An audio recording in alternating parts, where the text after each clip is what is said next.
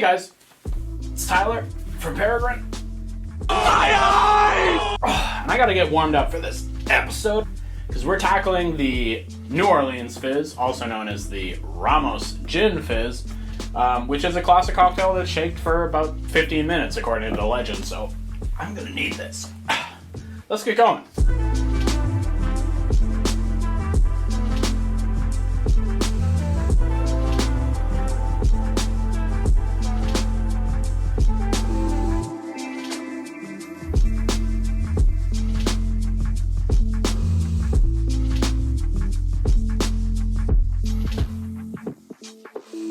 So, like I said, today we are tackling the gin, or the Ramos Gin Fizz, also known as the New Orleans Fizz. This was a cocktail that was created in the late 1800s by the bartender Henry C. Ramos. The drink is definitely time-consuming to make and has a lot of ingredients, but that certainly didn't stop it achieving a super high level of popularity. During the 1915 Mardi Gras, which I hear was a great year, Ramos hired over 30 bartenders exclusively to mix and shake this drink, and they were still struggling to keep up with the demand. I'm excited to try my hand at this, so let's go ahead and mix one up. The key thing about this drink is you want to make sure you have all your ingredients set up before you start. This drink has definitely got a good amount of citrus in it, so I'm going to start there. We're going to probably need about a half of a lemon, citron, as they say in New Orleans, and a half of a lime. And we can juice these guys actually right into our jigger. We're looking for about a half ounce of each of these citrus juices. So that's about right there. There we go. There's our citrus juices, and everything else can just be poured in. So we're gonna grab our small shaker, add our citrus. And next up, we've got our gin. We're gonna add about 1.5 ounces of gin.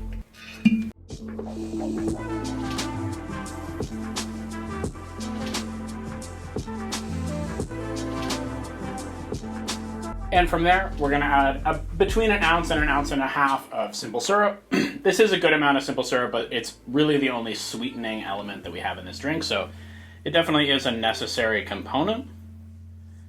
About 1.25 ounces there. And we're about halfway through our ingredients now, so we can add our egg white. Definitely wanna make sure to separate this guy out. And the egg white is definitely an essential part of this cocktail because it's going to contribute to the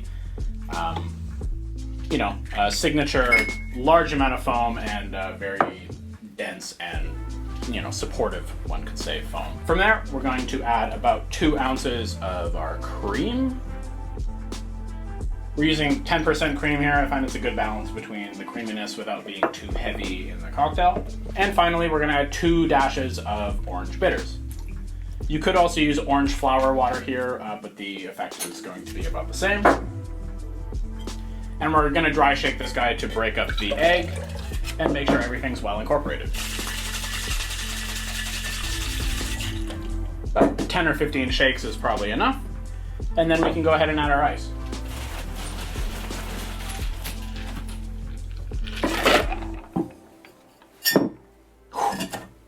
Got that one on camera.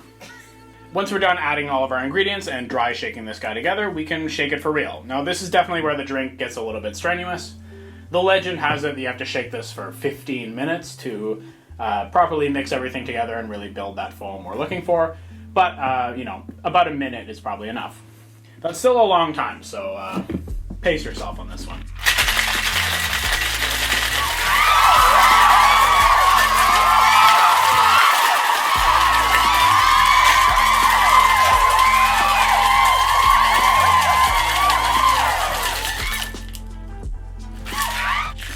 And that seems about right to me.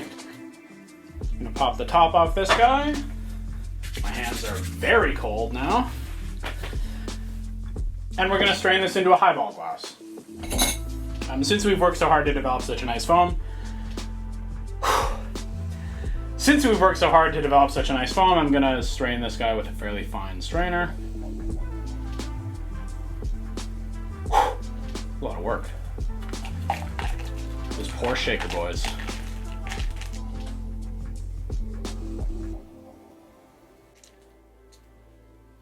There we go. And then from here, what we're gonna do, crack some club soda and use our straw. Oh, there it is. And we're going to use our straw to just pour the club soda into the drink without messing up the foam. So you just pour it down the straw, basically. Whew! It's hard work, but there we go. There's our Ramos Gin Fizz. Let's give this guy a taste. It doesn't smell like a whole lot right off the nose, but...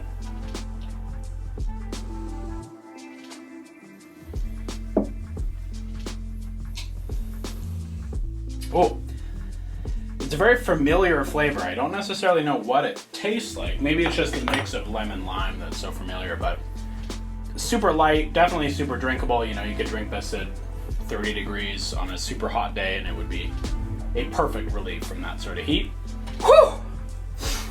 So I let the crew taste a little bit, and one of them said that lemon meringue is the flavor, and they're absolutely correct. It's weird because you also almost get the flavor of pie crust in here somehow. I'm not really sure how that works out, but there's definitely like a round sort of toasty sweetness somehow in here as well. What's sort of interesting too about this cocktail is the thickness of the foam. It's not the sort of thing where there's a drink and then foam. It's literally just foam all the way through. So as a result, you get a lot more liquid in the foam that you would normally sort of get. It like traps all of the gin and citrus in the foam itself. So it's actually sort of a very interesting cocktail to make and drink.